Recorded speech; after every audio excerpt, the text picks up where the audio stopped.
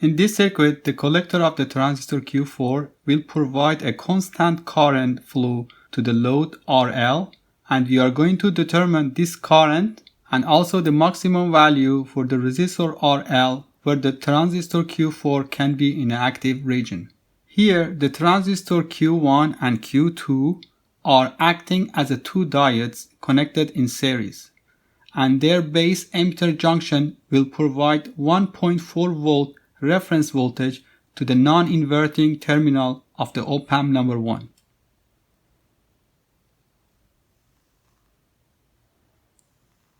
And since there is a feedback from the emitter of the transistor Q3 to the inverting terminal of the op-amp number 1, then both non-inverting and inverting terminals as well as the emitter of Q3 will be at the same potential, which is 1.4 volt.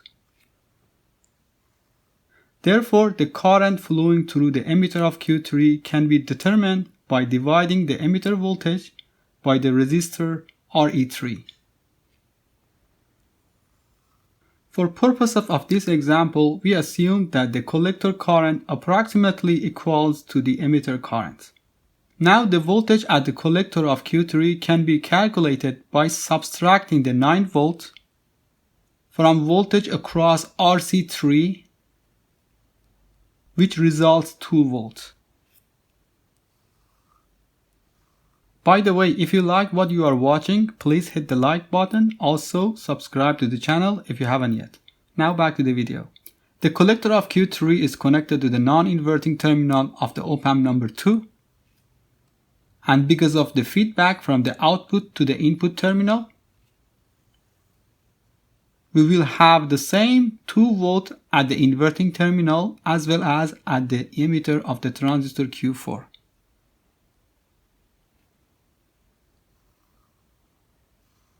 Now, since the voltage at the emitter of Q4 is determined, then the current flowing through the emitter can be easily calculated by subtracting the 9 volt from the emitter voltage VAE4 and dividing it by the emitter resistance RE4. It is good to mention that the input of the op-amp has a very high resistance, and this is why we neglect any current flowing through the op-amp input terminals. And here again, as previously stated, we will assume that the collector current approximately equals to the emitter current.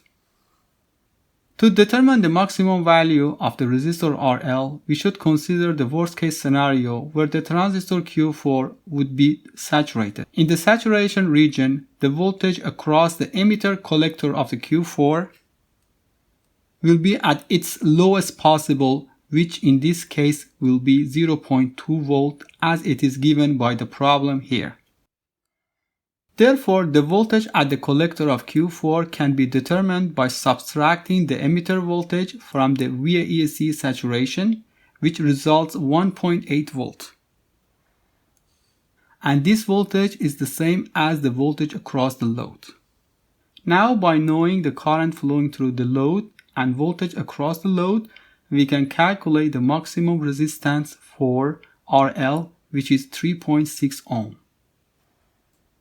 Please keep in mind that the emitter current as well as the load current can be adjusted by changing the value for 14 ohm resistor at the emitter of Q4, because the voltage across this resistor is constant and it is always 7 volt in this example.